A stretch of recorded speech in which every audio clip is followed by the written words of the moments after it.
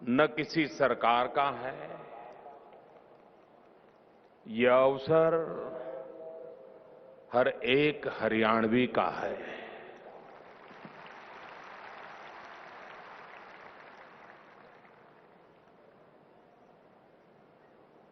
व्यक्ति के जीवन में भी सालगिरह मनाना, कुछ विशेष अवसरों को मनाना व्यक्ति को नए संकल्प लेने की प्रेरणा देता है। वैसे ही समाज को और राज्य को इस प्रकार के अवसर कुछ नया करने का संकल्प करने के लिए प्रेरणा देते हैं। इस स्वर्णिम जयंती के कालखंड में मैं सब हरियाणा वासियों से प्रार्थना करूंगा कि 1966 में हरियाणा बनाने के लिए जो बातें रखी गई हो, जो आंदोलन चलाए गए हो, जो विचार प्रस्तुत किए गए हो, उस समय के अखबार हो, उस समय की जानकारियां हो,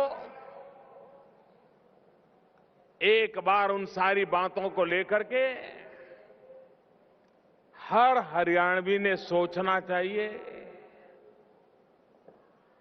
कि किस मकसद से चले थे, किस रास्ते पर चले थे,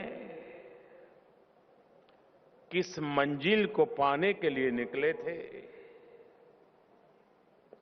कहां तक पहुंचे हैं। अभी और कितना चलना पड़ेगा, जल्द से जल्द पहुंचने के लिए क्या कर सकते हैं, ये लेखा जोखा करने का भी ये समय होता है। बीते हुए 50 साल का गौरवगान, बीते हुए 50 साल का हर किसी का पुरुषार्थ, परिश्रम, संकल्प, उसने आज हरियाणा को यहां पहुंचाया है। लेकिन आज से 10 साल पहले जिस गति से चलते थे, बात चल सकती थी। गांव में खाट पे बैठ करके हल्के फुल्के चुटकुलों के बीच हरियाणा का व्यक्ति बड़ी सटीक बात बताने की ताकत रखता है।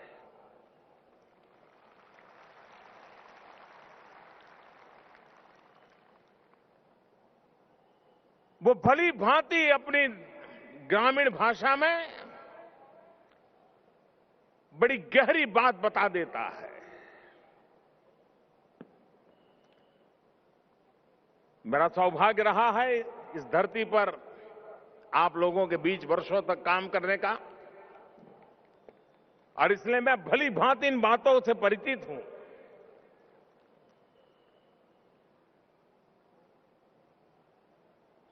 हरियाणा भले एक छोटा सा प्रदेश हो,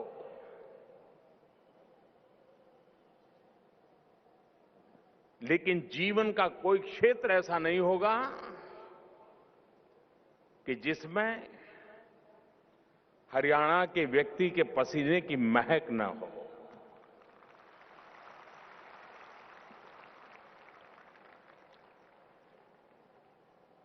वैसे तो लगता है हरियाणा के लोग ज्यादातर किसानी करने वाले हैं, लेकिन हरियाणा के लोग जहां व्यापार में पहुंचे हैं और हिंदुस्तान के कई राज्यों में हैं, उन्होंने व्यापार में भी अपना लोहा मनवा लिया है।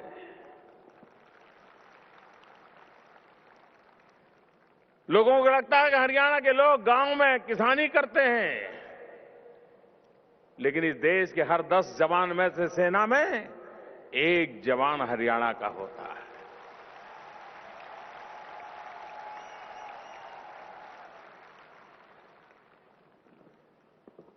कोई इलाका ऐसा नहीं होगा जहां हरियाणा आने वालों ने देश के लिए बलिदान की कोई उत्तम से उत्तम अपनी पहचान न करवाई हो। और ये हरियाणा की ये भी विशेषता है कि स्वामी दयानंद सरस्वती का प्रभाव हरियाणा में बहुत गहरा है। आपको सैकड़ों परिवार मिलेंगे जहां आज भी स्वामी दयानंद सरस्वती जी का स्मरण करते ही उनकी आंखों में चमक आ जाती है। और यही धरती है जिस पर अनेक महापुरुषों के नामों की छाया अंकित है। दुनिया में शायद युद्ध तो बहुत हुए होंगे, लेकिन शायद ही दुनिया में कोई ऐसा युद्ध होगा कि जहां युद्ध की भूमि पर जीवन मृत्यु का खेल चलता हो, वहीं जीवन के आदर्शों की उत्तम से उत्तम और हजारों साल तक मार्गदर्शन करे, ऐसी गीता की रचना युद्ध भूमि में हुई हो।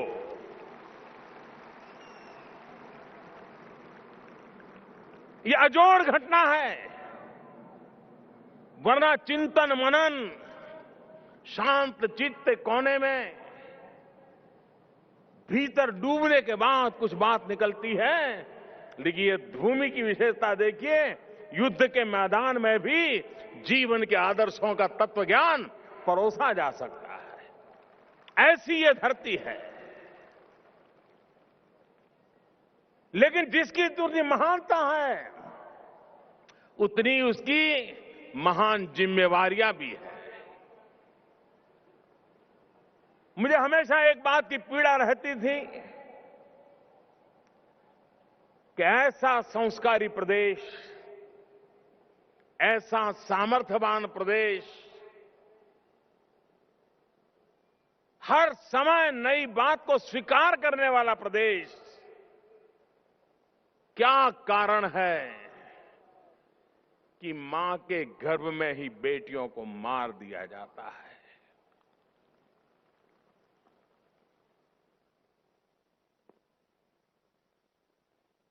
मैं मनोहर लाल जी का अभिनंदन करना चाहता हूं। मैं हरियाणा के लोगों का अभिनंदन करना चाहता हूं। जब मैंने बेटी बचाओ बेटी पढ़ाओ के लिए हरियाणा की जनता से बेटियों की जीवन की रक्षा की भीख मांगी थी,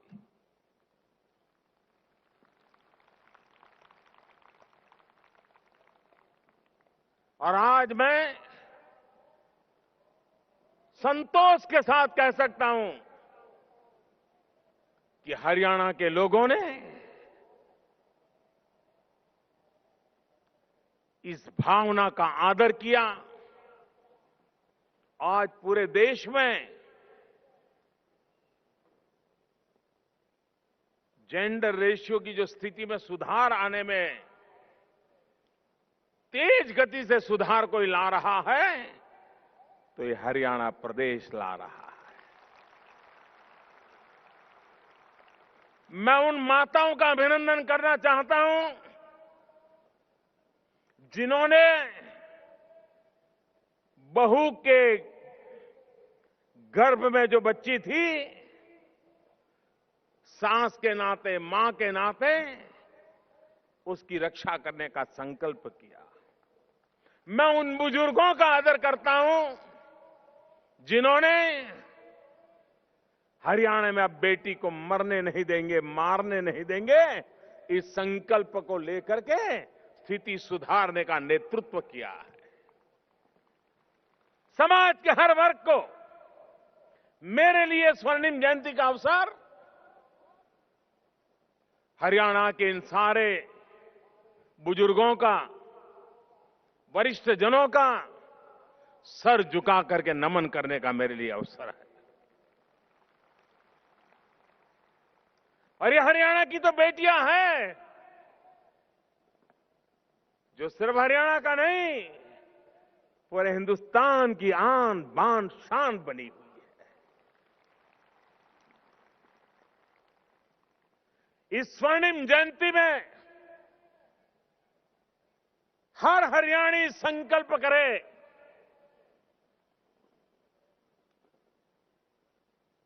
कि बेटी बचाने के मामले में अब हरियाणा में कोई कोताही नहीं बरती जाएगी, न बच्ची को मारने दिया जाएगा। बच्चियों को जन्म देने का अधिकार की रक्षा हर हरियाणवी करेगा। इससे बड़ा स्वर्णिम जयंती का कोई अवसर नहीं हो सकता है। मैं आज श्रीमान मनोहर लाल जी की सरकार को इस बात के लिए भी बधाई देता हूं कि उन्होंने आज कुछ जिले ओपन डेफिकेशन फ्री घोषित किए हैं। आप कल्पना करिए, 21वीं सदी के 1.5 दशक तो बीत चुका और आज भी हमारी माताओं बहनों को गांव में खुले में शौच के लिए जाना पड़े, इससे बड़ी शर्मिंदगी की बात क्या हो सकती है। और वो शर्म के मारे या तो सूरज के उगने से पहले जाती है शौच के लिए, या तो सूरज ढलने का इंतजार करती है। कितनी ही पीड़ा क्यों न हो, दिन भर शर्म के मारे कहीं जा नहीं पाती है। इससे बड़ा जुल्म क्या हो सकता है। और इसलिए मैं हरियाणा वालों से अपेक्षा करता हूं, मैं हरियाणा सरकार का अभिनंदन देते हुए करता हूं कि अब हमारे गांव में कहीं पर भी किसी को भी खुले में शौच जाने के लिए मजबूर होना नहीं पड़े। इसी समय हमने इस स्वर्णिम जयंती में पूरे हरियाणा राज्य को ओपन डेफिकेशन फ्री कर देना चाहिए। खुले में होने वाले शौच से मुक्त कर देना चाहिए। और मुझे विश्वास है हरियाणा ये कर सकता है, कर सकता है। आज हरियाणा ने पूरे देश को एक नई दिशा दी है।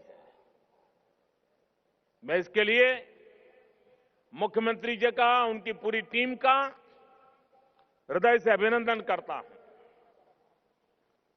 उन्होंने केरोसिन फ्री कुछ जिले बनाए। कितने? 8 जिले केरोसिन से मुक्त हो गए।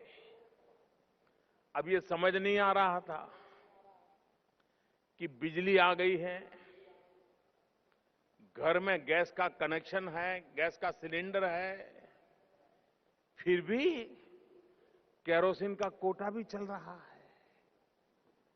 वो तो केरोसिन ले नहीं रहा है, कोई और ले जाता है। कोई बिचौलिए, कोई दलाल उसकी काले बाजारी के खेल में डूबे हुए हैं और वे केरोसिन को डीजल में मिला देते हैं, व्हीकल उसे चलाते हैं, पर्यावरण का नुकसान करते हैं, विदेशी मुद्रा का नुकसान हो रहा है। मैंने पूरे देश की सभी सरकारों से आग्रह किया है कि आप ये चोरी होने वाला केरोसिन बचाओगे, उससे जितने पैसे बचेंगे उसके ज्यादा पैसे मैं आपको दे दूंगा, लेकिन बचाओ। आज हरियाणा ने 8 जिले पूरी तरह केरोसिन फ्री कर दिए और मुझे बताया गया कि मार्च महीने तक पूरे हरियाणा को केरोसिन के ये जो गोरखधंधे चल रहे थे उससे मुक्त कर दिया जाएगा। स्वर्णिम जयंती का इससे बड़ा क्या अवसर हो सकता है। मुझे इस बात की खुशी है कि स्वर्णिम जयंती का यह अवसर सरकारी कार्यक्रम नहीं बनाया गया है। इसे जनता का एक संकल्प का पर्व बना दिया गया है। जन भागीदारी से हरियाणा कैसे आगे बढ़े, हर हरियाणी कुछ न कुछ योगदान करे। मेरे हरियाणा के प्यारे भाइयों बहनों, इस स्वर्णिम जयंती के अवसर पर अगर हरियाणा का नागरिक एक कदम आगे बढ़े, एक कदम, तो हरियाणा 2.5 करोड़ कदम आगे बढ़ सकता है। एक हरियाणवी एक कदम आगे बढ़े तो हरियाणा 2.5 करोड़ कदम आगे बढ़ सकता है। अगर एक बार हरियाणा 2.5 करोड़ कदम आगे बढ़ जाए इस स्वर्णिम जयंती में, तो हिंदुस्तान में किसी राज्य में दम है जो हरियाणा से आगे निकल सके?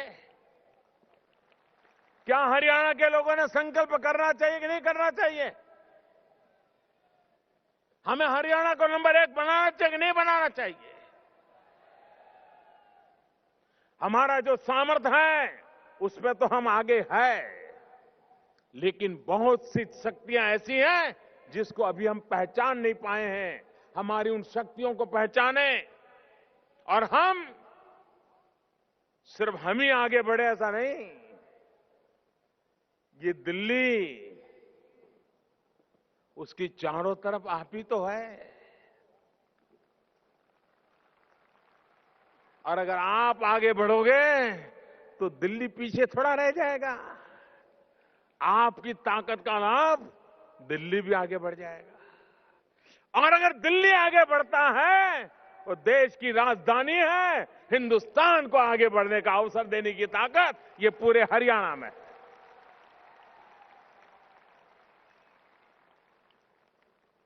भौगोलिक रूप से आप ऐसे स्थान पे हैं जहां से आप देश को ताकत दे सकते हैं। और इसलिए ये स्वर्णिम जयंती का अवसर उन नए सीमा चिन्हों को पार करने वाला बने, जन सामान्य के लिए संकल्प का बने,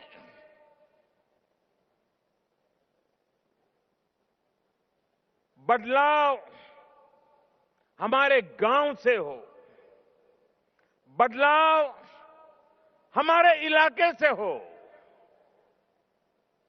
और उसका परिणाम संपूर्ण हरियाणा के बदलाव से प्रभावित करने वाला हो।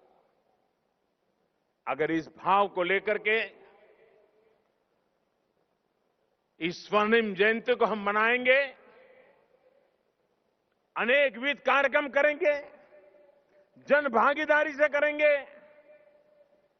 और कार्यक्रम के लिए नहीं करेंगे, कुछ न कुछ अचीव करने के लिए करेंगे, कुछ न कुछ पूर्ति करने के लिए करेंगे।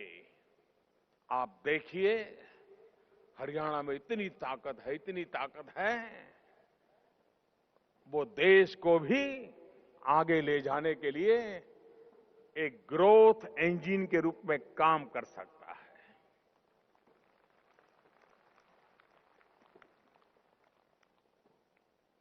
मैं फिर एक बार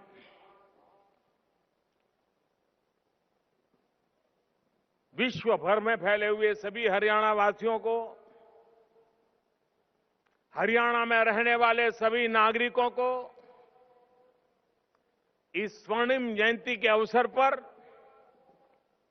अनेक अनेक शुभकामनाएं देते हुए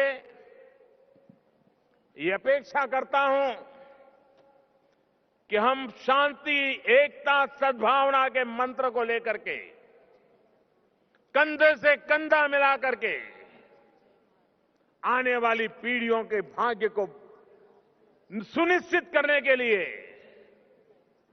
सही दिशा में चलें। जिन सपनों को लेकर के हरियाणा बनाया था, उन सपनों को पूरा करने के लिए एक बहुत बड़ा जंप लगाने का उद्देश्य लेकर के चले और हरियाणा में ताकत है, ये मेरा पूरा विश्वास है। हरियाणा ये कर सकता है, ये मेरा पूरा भरोसा है। और जिसके ऊपर भरोसा होता है उसी से अपेक्षा होती है। और मुझे विश्वास है कि स्वर्णिम जयंती के अवसर पर आप इन नई ऊंचाइयों को पार करेंगे। मेरी आपको बहुत बहुत शुभकामनाएं। धन्यवाद। बहुत बहुत धन्यवाद प्रधानमंत्री जी, आपके इस प्रेरणादायी उद्बोधन के लिए हम आपके आभारी रहेंगे। और अब हम इस ऐतिहासिक अवसर की स्मृतियों को हमेशा हमेशा अपने मुख्य अतिथि और अपने विशिष्ट अतिथि के दिल में संजोए रखने के लिए हरियाणा की जनता की तरफ से एक स्मृति चिन्ह भेंट करना चाहते हैं। मुख्यमंत्री जी से अनुरोध है कि वो प्रधानमंत्री जी को स्मृति चिन्ह भेंट करें।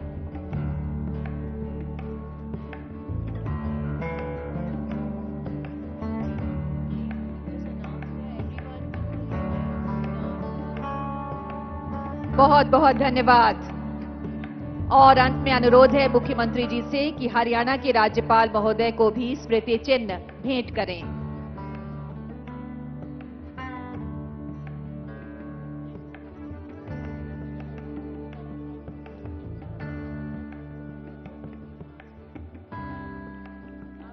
बहुत बहुत धन्यवाद प्रधानमंत्री जी और मुख्यमंत्री जी और राज्यपाल जी का बहुत बहुत धन्यवाद।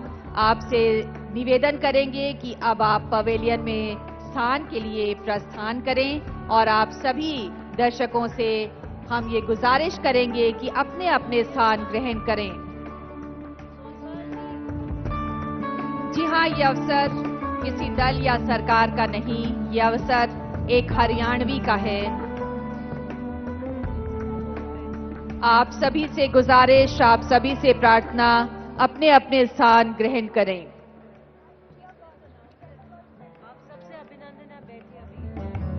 अभी हमारा कार्यक्रम चल रहा